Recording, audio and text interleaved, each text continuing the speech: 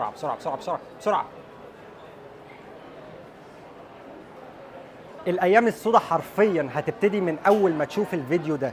جبت لك نوع عسل بدون نحل. أول مرة في حياتي أعرف معلومة إن عسل زهور البرسيم مخلق معمليا بالكامل على مستوى العالم ومستوى الشرق الأوسط بدون نحل تماما. شكله شبه شكل العسل الطبيعي، طعمه المفروض نفس طعم العسل الطبيعي، ريحته ولذوقته نفس الكلام. العسل ده نفس فوائد العسل النحل الطبيعي بالظبط.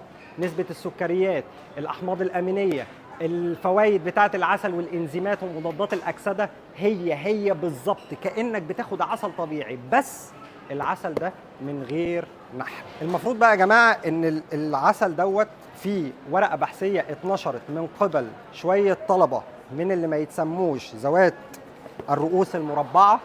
قال لك إن إحنا نقدر نوصل لتركيبة من العسل ده هو نفس الطبيعي بالظبط بنفس القيمة الغذائية بس بدون نحل. ليه يا جماعة الخير بدون نحل؟ قال لك إن أعداد النحل أو مستعمرات النحل في الآونة الأخيرة بتتعرض لمبيدات بسبب تغيير المناخ، فأعداد النحل بتقل. عايزين نعوض ده. قيمة السوق الناس اللي شغالة في الموضوع دوت على 2026 هتوصل المتداولين فيها ل 20 مليار دولار. انتوا متخيلين؟ يعني حجم السوق اللي شغال في المجال ده 20 مليار دولار على 2026. نقول كده بسم الله. من الواضح الشركة طبعا لو احنا بصينا هنا الشحنة جات لي من أمريكا، طلعت على سفنكس مطار سفنكس في مصر، وبعد كده جات لي على دبي. وقبل ما شركة الشحن دي تتولى الموضوع ده جابت لي العسل أساسا من بريطانيا، يعني الشركة مقرها بريطانيا. الشركة اسمها ميلي بايو. ميلي بايو انتجت عسل يا جماعه طبقا للورقه البحثيه اللي اشتروها منهم. عباره عن نوعين عسل زي ما انتم شايفين. واحد فيهم هوت هاني، ده المفروض ان هو عسل بالشطه، بيستخدم في الاكل ومع اللحوم و والتاني عسل خام. لو جينا بصينا كده من الجزء الفاضي دوت، بص لزوجة العسل عامله ازاي. العسل تقيل نفس قوام العسل، بس الملاحظه اول ملاحظه كده ان عسل نوارة البرسيم عندنا في مصر لونه فاتح، ما عدا البرسيم الحجازي بيبقى لونه اغمق شويه. لا ده تفصيله اللون فيه غامقه نفس البرسيم الحجازي بالظبط. لو بصينا على ظهر العبوه هنلاقي ان هم كاتبين ان العسل عسل بدون نحل، وتقريبا شبيه بالظبط بنفس العسل الطبيعي، نفس القيمه الغذائيه، ويمكن احسن من الطبيعي. احسن ليه؟ هنشوف وهنجرب مع بعض ونشوف الدنيا فيها ايه. نقول بسم الله. طبعا موجود تاريخ الصلاحيه للعسل، تمام. بما ان ده عسل مخلق فالمفروض ان الطبيعي والمنطقي ان العسل الطبيعي ملوش فتره صلاحيه، بس مجازا عشان الحكومات بنحط عليه صلاحيه سنتين على حسب الدوله. بس العسل بيقعد اكتر من كده، بيكتشفوا عسل من ايام الفراعنه لغايه دلوقتي صالح للاستخدام، ممكن تستخدمه عادي. يلا بسم الله نشوف كده. نفتح. اول حاجه لازم نشم. يا نهار اسود يا جماعه، ريحه العسل بالظبط. بص كده معايا. لزوجة العسل تقريبا نفس لزوجة البرسيم بتاع مصر الحجازي. خط العسل ما بيقطعش، مش عارف انتوا شايفين عندكم في الكاميرا ولا لا. خط العسل ما بيقطعش وبيمط. نقول بسم الله. ناخد معلقة حلوة كده. بسم الله.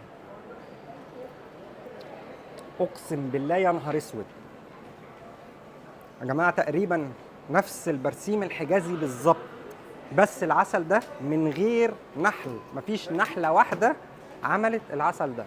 سواد. احنا داخلين على ايام سواد. اذا كنا مش ملاحقين على العسل المغشوش ولا ملاحقين على العسل المخلوط.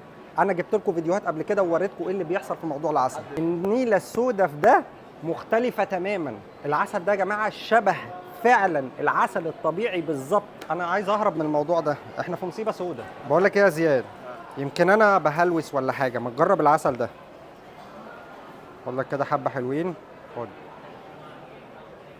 والله بص، في طعم الزهور ده واضح فيه قوي.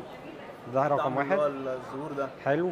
انت عارف عامل شبه العسل ابو 100 جنيه بالظبط، بس ده ب 100 دولار.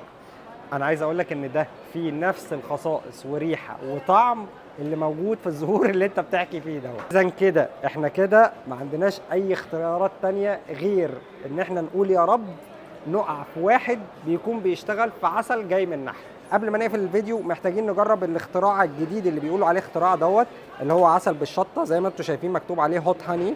بصوا يا جدعان الشطه اهي. حاطين قرون شطه حمراء يعني باين كل حاجه. استر يا رب. البتاع حراق والله العظيم فعلا. بصوا انت يعتبر بتاخد عسل بس فيه معلقه شطه، معلقه شطه بالعسل.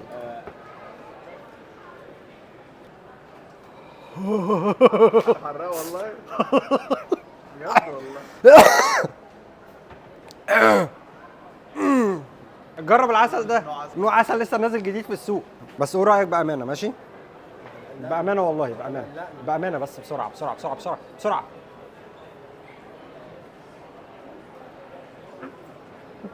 خد رايح فين؟ هو انا مش هبقى لوحدي يعني انا مش هتلط لوحدي اللطه. احمد راح عند الحنفيه على طول.